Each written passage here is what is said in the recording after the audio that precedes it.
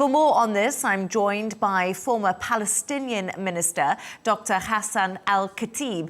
Thank you so much for joining us, Doctor. Israel always said its aim is to destroy Hamas and remove them from power. Is full occupation of the Strip the only option for Israel to guarantee its security and its safety?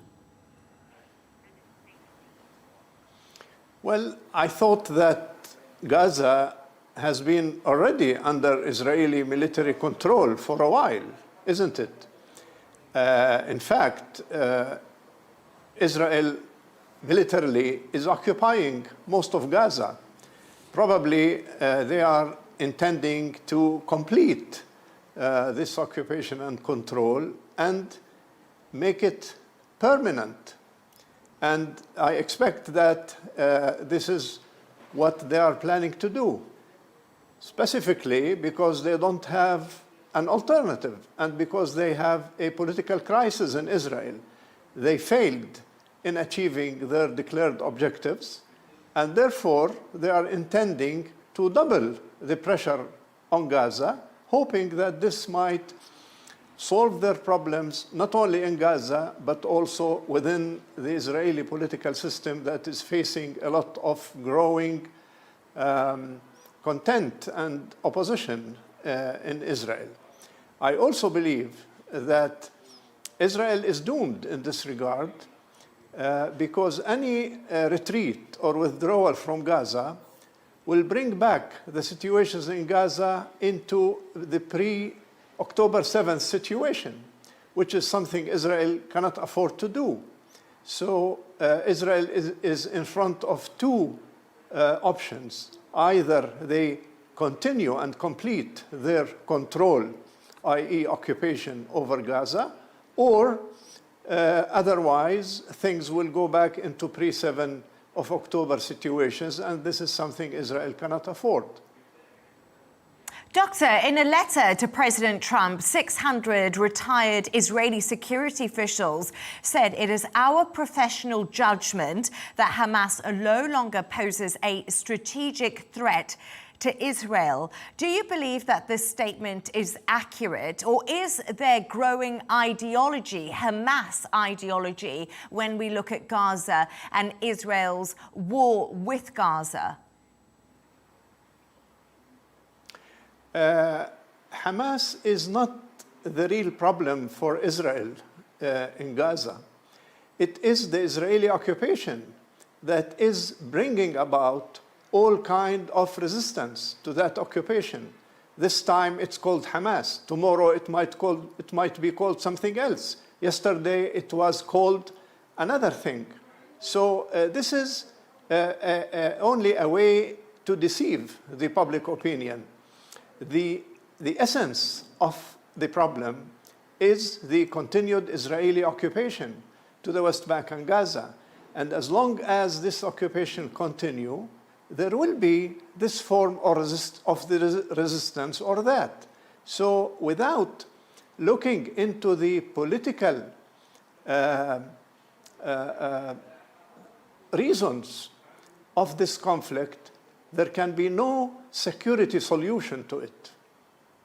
It's clear that there are deep divisions inside Israel and the country's military leadership who don't think full occupation of Gaza or Palestine is a good idea.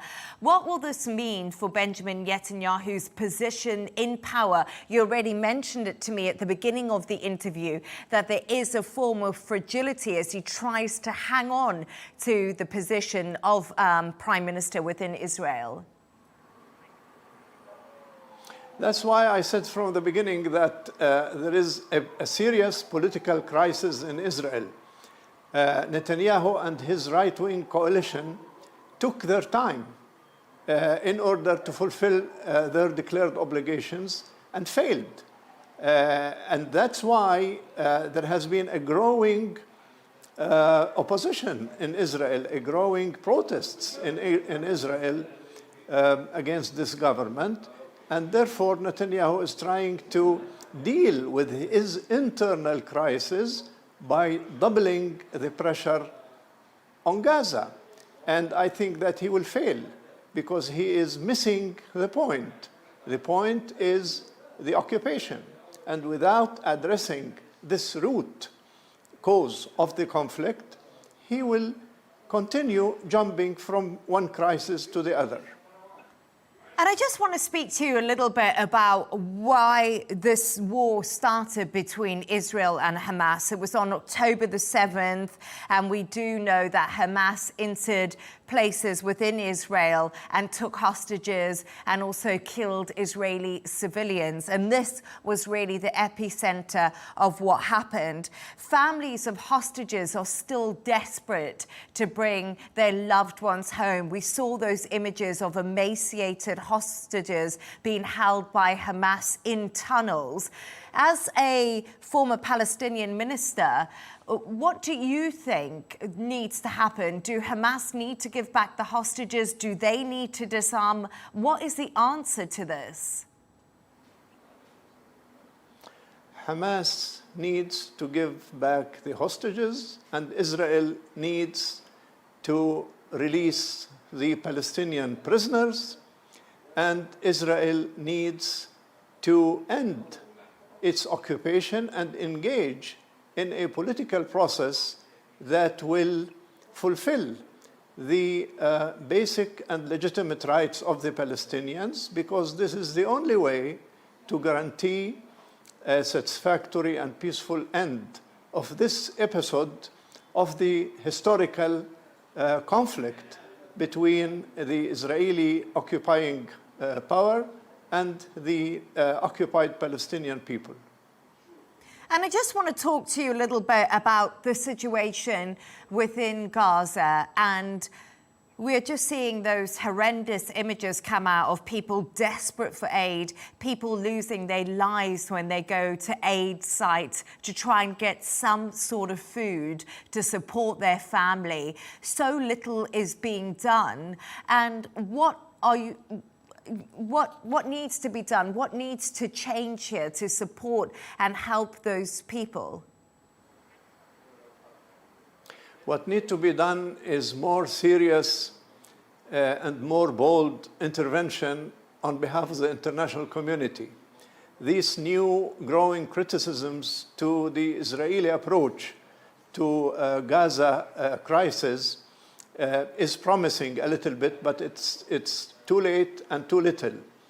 The only way to move things into the right direction is serious pressure from the big brothers of Israel, European countries and the United States, to convince Israel that the use of force and the violation of the basic human rights of the Palestinians in Gaza is not going to bring them nearer to peace and security, put aside the release of their hostages.